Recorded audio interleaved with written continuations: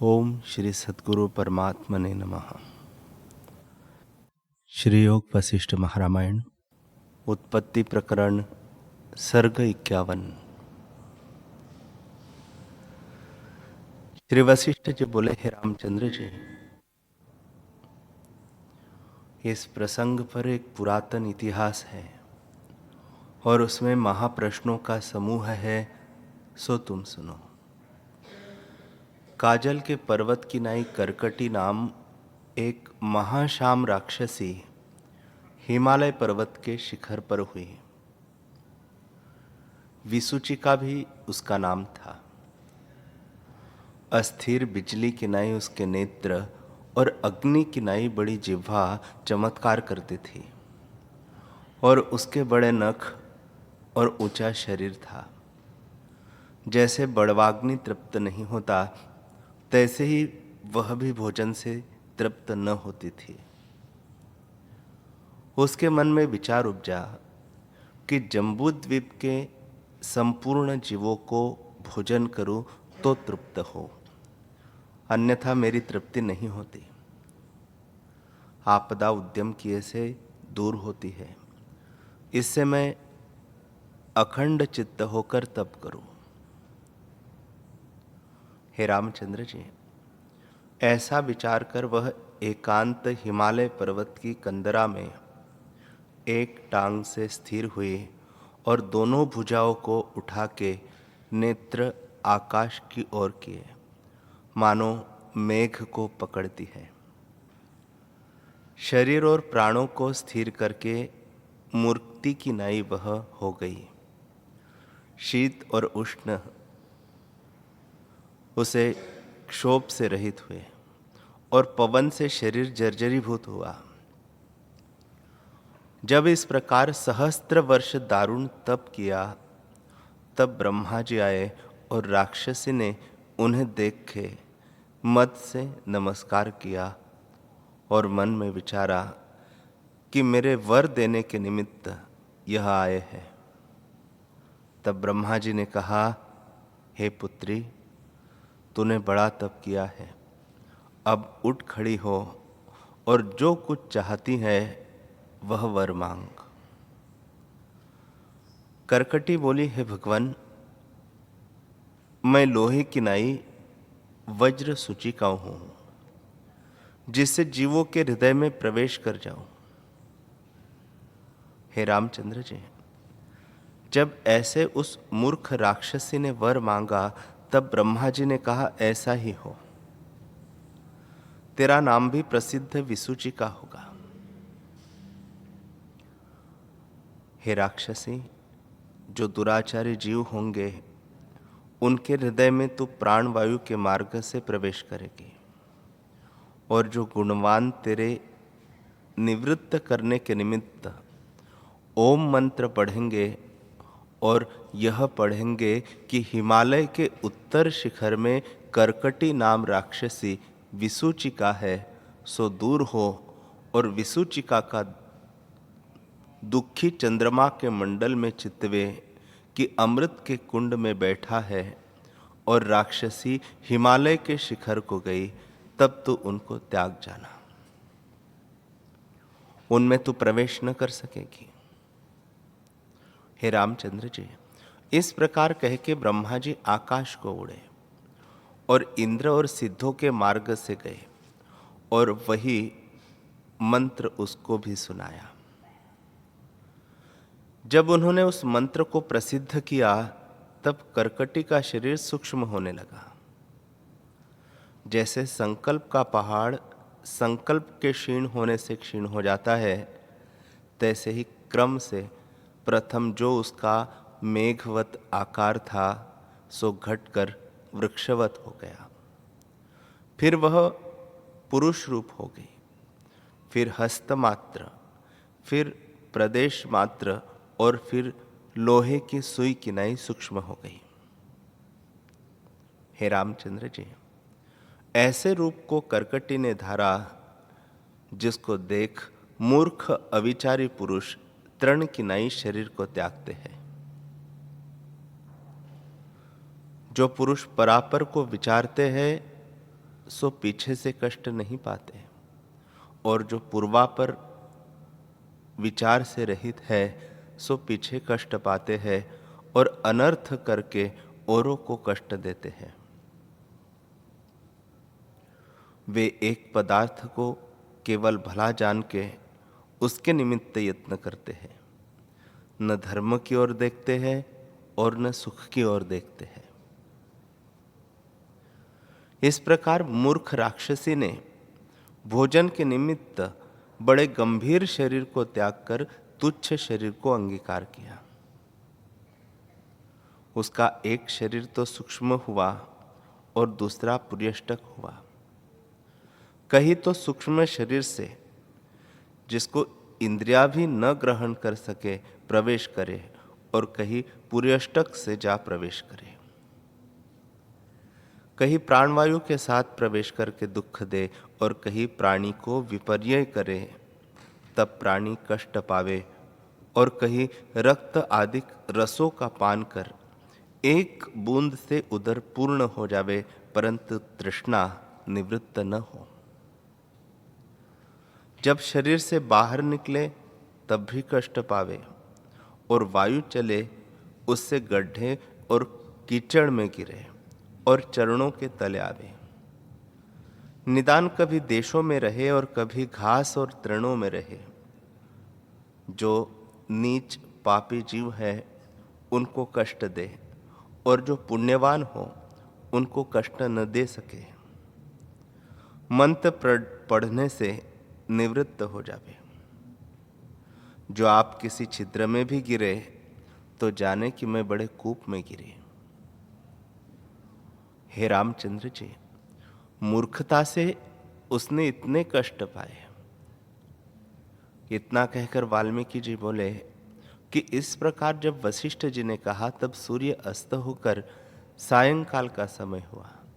तब सब सभा परस्पर नमस्कार करके स्नान को गई और विचार संयुक्त रात्रि व्यतीत करके सूर्य की किरणों के निकलते ही फिर आकर उपस्थित हुए। श्री वशिष्ठ जी बोले, हे रामचंद्र जी, जब इस प्रकार प्राणियों को मारते उसे कुछ वर्ष बीते, तब उसके मन में विचार उत्पन्न हुआ कि बड़ा कष्ट है, बड़ा कष्ट है। यह विसुचि का शरीर मुझको कैसे प्राप्त हुआ है?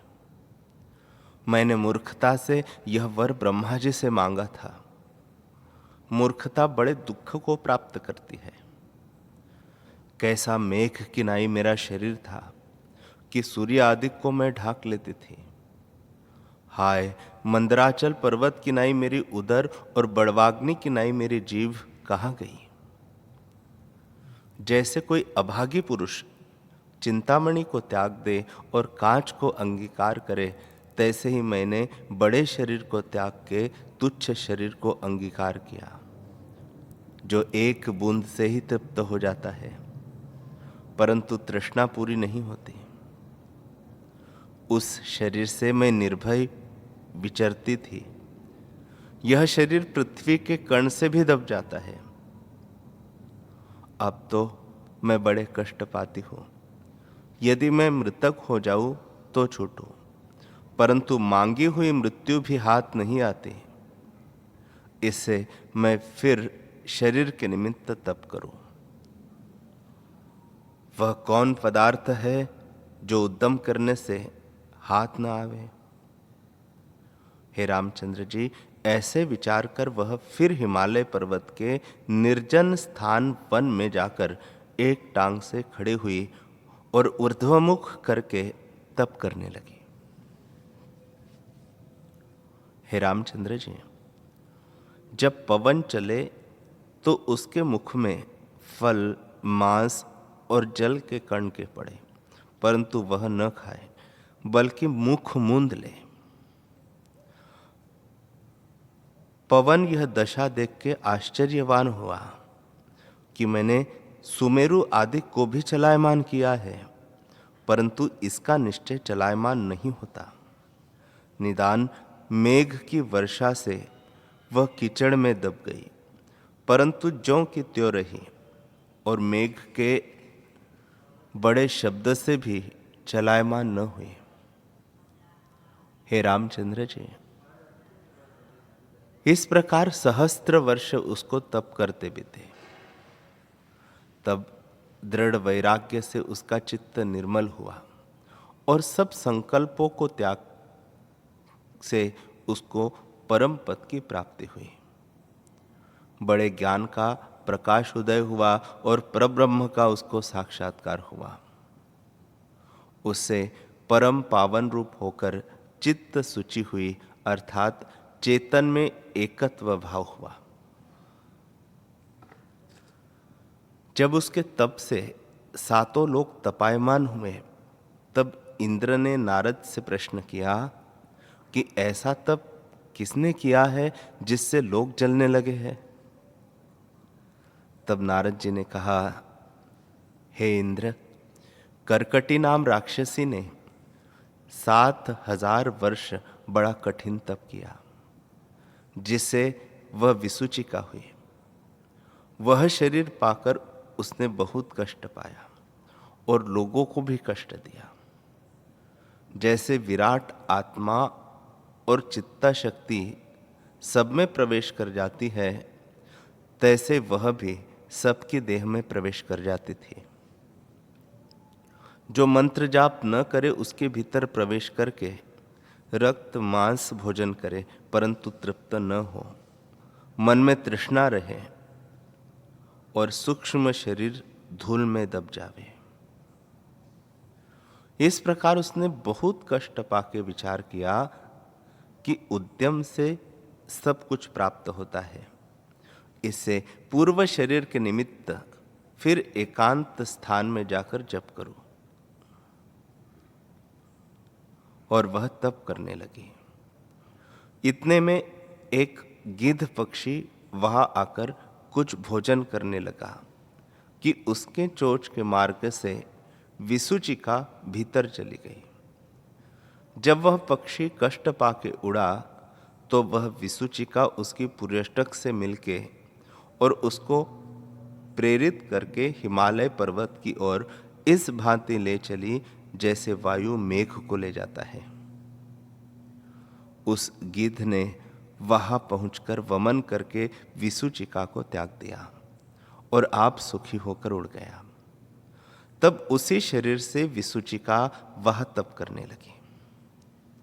हे रामचंद्र जी, इस प्रकार इंद्र ने सुनकर उसके देखने के निमित्त पवन चलाया।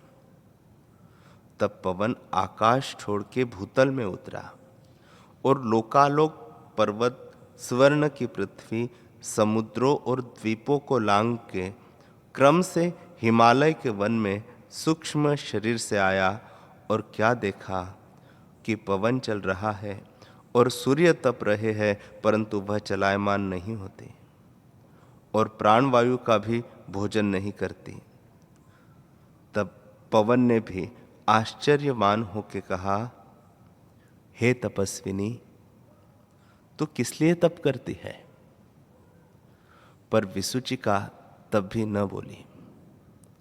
पवन ने फिर कहा, भगवती विसूचिका ने बड़ा तप किया है, अब इसको कोई कामना नहीं रही। ऐसे पवन उड़ा और क्रम से इंद्र के पास गया। इंद्र विसूचिका के दर्शन के महात्म्य से पवन को कंठ लगाए मिले और बड़ा आदर किया कि तू बड़े पुण्यवान का दर्शन करके आया है। पवन ने भी सब वृत्तांत कह सुनाया और कहा, हे राजन, उसके तप के तेज से हिमालय की शीतलता दब गई है। आप ब्रह्मा जी के पास चलिए, नहीं तो उसके तप से सब जगत जलेगा। तब इंद्र, पवन और देवता गणों सहित ब्रह्मा जी के पास आए और प्रणाम करके बैठे। ब्रह्मा जी ने कहा, तुम्हारी जो अभिलाषा है वह मैंने जानी। इस प्रकार इंद्र से कहकर ब्रह्मा जी विसूचिका के पास, जिसका नाम सूची था, आए और उसको देख के आश्चर्यमान हुए कि तृण की नाई विसूचिका ने सुमेरु से भी अधिक धैर्य धारण किया है। जैसे मध्याह्न का सूर्य तेजवान होता है, तैसे ही इसका तप से तेज हुआ है और पर ब्रह्म में स्थित हुई है। अब इसका जगत भ्रम शांत हो गया है, इससे वंदना करने योग्य है। हे रामचंद्र जी, फिर आकाश में स्थित होकर ब्रह्मा जी ने कहा, हे पुत्री, तू अब वर ले। तब विसूचिका विचार कर कहने लगी कि जो कुछ जानने योग्य था सो मैंने जाना और शांत रूप हुई हूं। संपूर्ण संशय मेरे नष्ट हुए। अब वर से मुझे क्या प्रयोजन है? यह जगत अपने संकल्प से उपजा है। जैसे बालक को अपनी परछाई में वैताल बुद्धि होती है और उससे भय पाता है, तैसे ही मैं स्वरूप के प्रमाद से भटकती फिरी। अब इष्ट अनिष्ट जगत की मुझको कुछ इच्छा नहीं। अब मैं निर्विकार शांति में स्थित हूं। हे रामचंद्र जी, ऐसे कहकर जब सुचि तृष्णीम हो रही, तब वीतराग और प्रसन्न बुद्धि ब्रह्मा जी उसके भाव को देख के कहने लगे, हे करकटी, तू कुछ वर ले, क्योंकि कुछ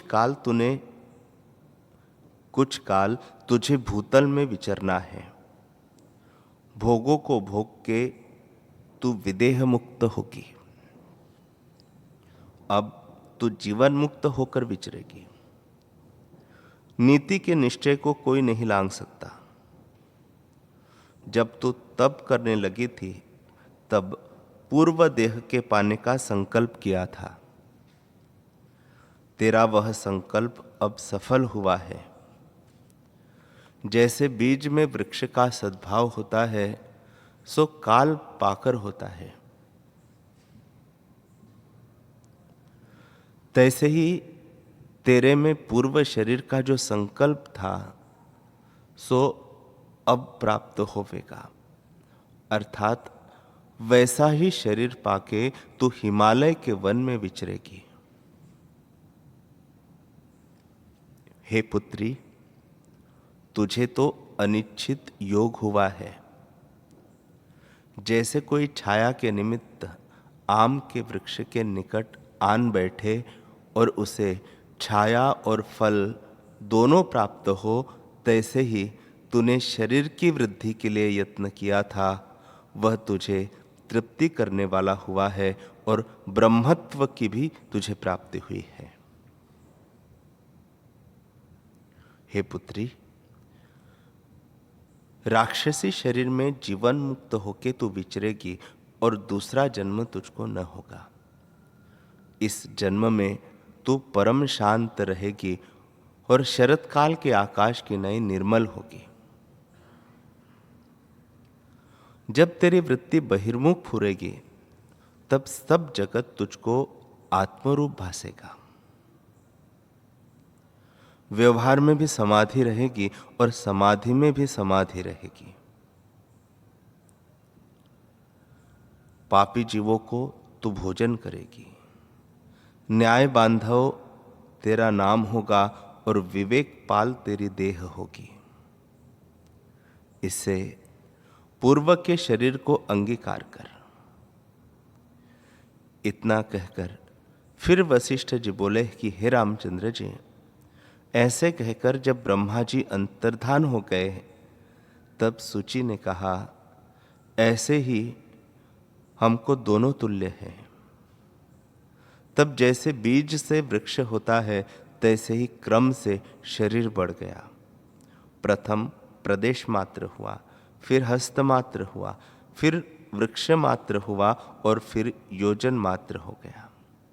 जैसे संकल्प का वृक्ष एक क्षण में बढ़ जाता है, तैसे ही उसका शरीर बढ़ गया। श्री वशिष्ठ जी बोले, हे रामचंद्र जी, जैसे वर्षा काल का बादल सूक्ष्म से स्थूल हो जाता है, तैसे सुचि सूक्ष्म शरीर से फिर कर्कटी राक्षसी हो गई।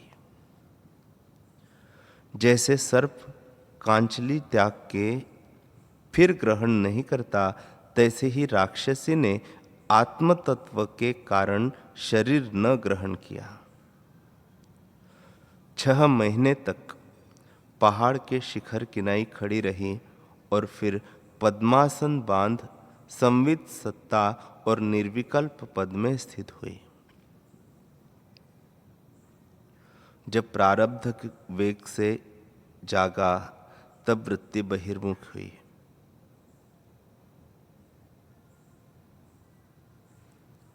और उसे क्षुधा लगी, क्योंकि शरीर का स्वभाव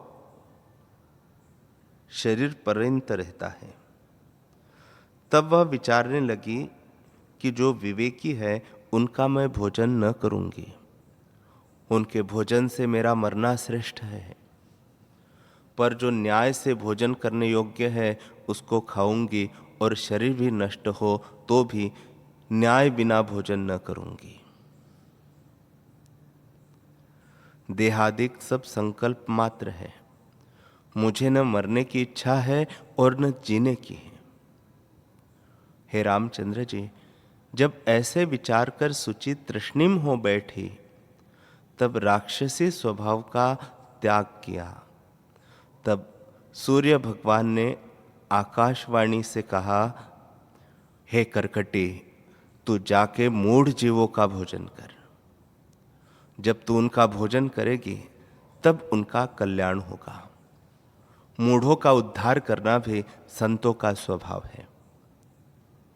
जो विवेकी पुरुष है उनको न खाना, और जो तेरे उपदेश से ज्ञान पावे उनको भी न मारना।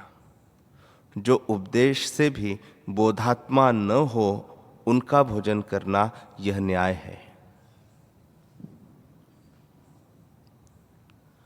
तब राक्षसी ने कहा, हे भगवान, तुमने अनुग्रह करके जो कहा है वही मुझसे ब्रह्मा जी ने भी कहा था। ऐसे कहकर सुचि हिमालय के शिखर से उतरी, और जहाँ किरात देश था और बहुत मृग और पशु रहते थे, उनमें विचरने लगी। रात्रि में शाम राक्षसी और शाम ही तमाल वृक्ष की महा अंधकारवत भासते थे, मानो कज्जल का मेघ स्थित है।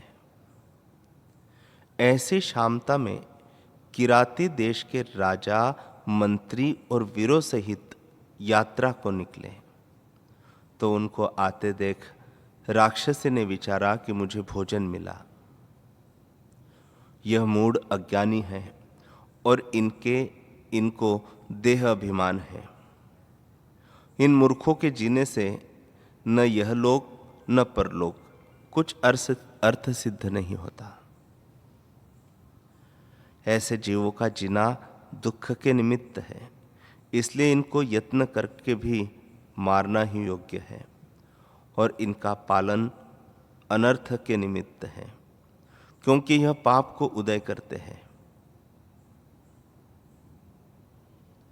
ब्रह्मा की आदि नीति है कि पापी मारने योग्य है और पुण्यवान गुणवान मारने योग्य नहीं। कदाचित ये गुणवान हो तो मैं इन्हें न मारूंगी। गुणवान भी 2 प्रकार के होते हैं, जो अमानी, अदम्भी, अहिंसक, शांतिमान और पुण्य कर्म करने वाले हैं, वे भी गुणवान हैं। पर महागुणवान तो ब्रह्मवेत्ता है, जिनके जीने से बहुतों के कार्य सिद्ध होते हैं। इसलिए जो मेरा शरीर भोजन बिना नष्ट भी हो जावे तो भी मैं गुणवान को न मारूंगी। जो उदार पुरुष है वह पृथ्वी का चंद्रमा है। उसकी संवित से स्वर्ग और मोक्ष होता है। जैसे संजीवनी बूटी से मृतक भी जीता है, तैसे ही संतों के संग से अमृत होता है।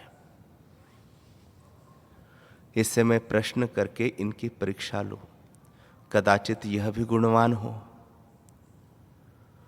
यह कमल नयन ज्ञानवान भासते हैं। यदि यथार्थ ज्ञानवान पुरुष है तो पूजने योग्य है, और जो मूर्ख है तो दंड देने योग्य है, और मैं उनको अवश्य भोजन करूंगी। वशिष्ठ जी बोले, हे रामचंद्र जी। तब वह राक्षसी उनको देख के मेघ की नाई गरजने लगी और कहा, अरे आकाश के चंद्रमा और सूर्य, तुम कौन हो? बुद्धिमान हो अथवा दुर्बुद्धि हो? कहाँ से आए हो और तुम्हारा क्या आचार है? तुम तो मुझको ग्रास की नाई आन प्राप्त हुए हो, इससे अब मैं तुमको भोजन करूंगी। राजा बोले, अरे इस भौतिक तुच्छ शरीर को पाकर तू कहाँ रहती है? हमको देख के जो तू गरजती है, सो तेरा शब्द हमको भ्रमरी के शब्दवत भासता है। हमको कुछ भय नहीं। हे राक्षसी, यह तेरा शरीर माया मात्र है, इसलिए इस तुच्छ स्वभाव को त्याग के जो कुछ तेरा अर्थ है वह कह, हम पूर्ण कर देंगे।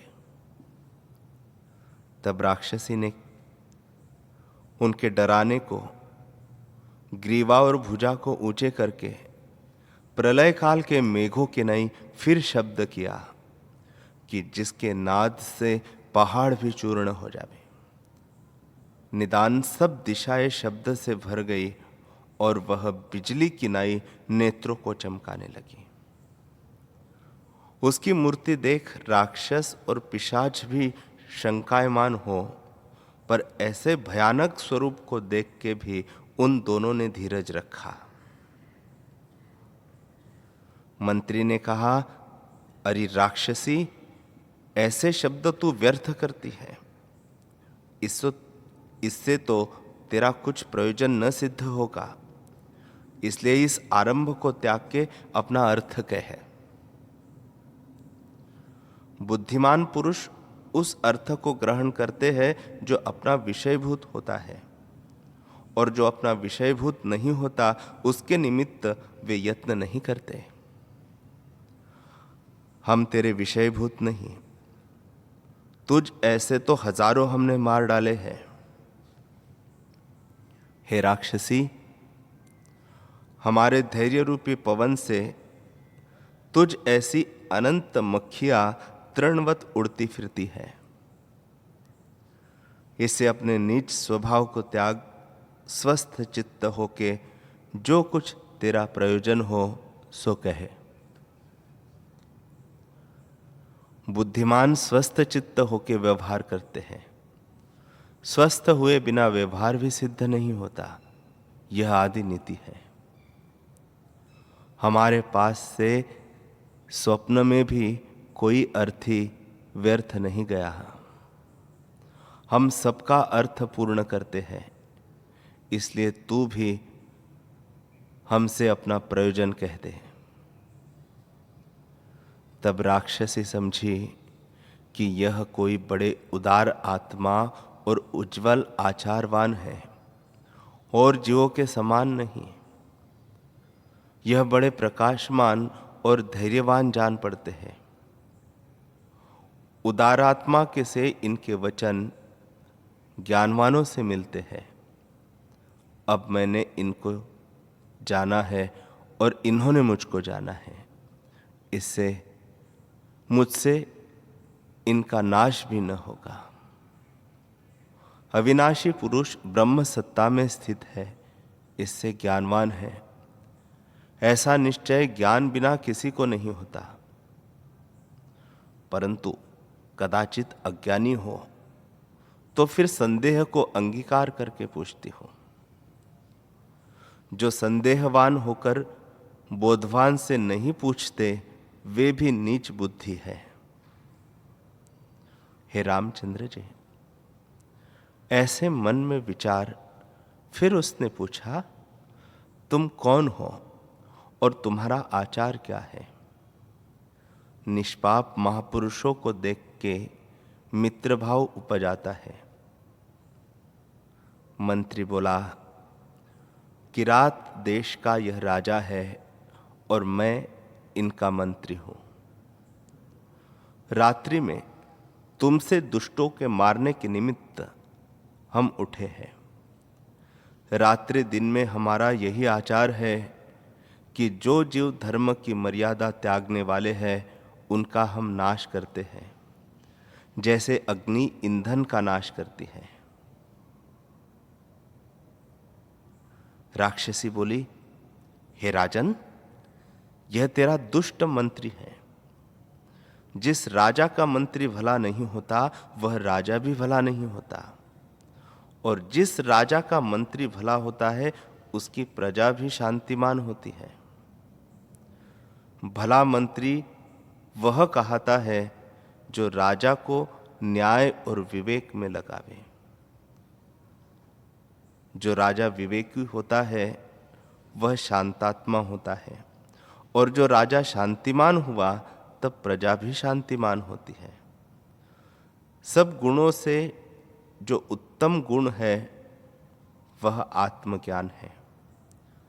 जो आत्मा को जानता है वही राजा है, और जिसमें प्रभुता और समदृष्टि हो वही मंत्री है। जो प्रभुता और समदृष्टि से रहित है वह न राजा है न मंत्री है। हे राजन, जो तुम आत्मज्ञानवान पुरुष हो तो तुम कल्याण स्वरूप हो। जो ज्ञान से रहित होता है उसको मैं भोजन करती हूं। तुम्हारे छूटने का उपाय यही है कि जो मैं प्रश्नों का समूह पूछती हूं उसका उत्तर दो। जो तुमने प्रश्नों का उत्तर दिया तो मेरे पूजने योग्य हो, और जो मेरा अर्थ होगा सो कहूंगी तुम पूर्ण करना, और जो तुमने प्रश्नों का उत्तर न दिया तो तुम्हारा भोजन करूंगी।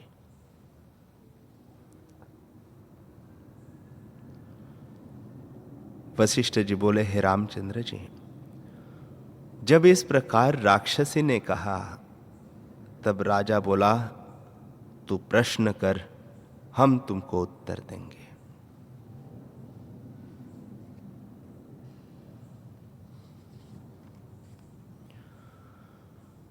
हरि ओम।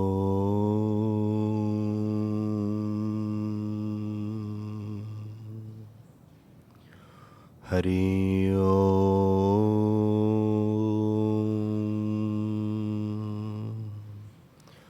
ओम सहना भवतु सहनौ भुनक्तु सह वीर्यं करवावहै तेजस्विनावधीतमस्तु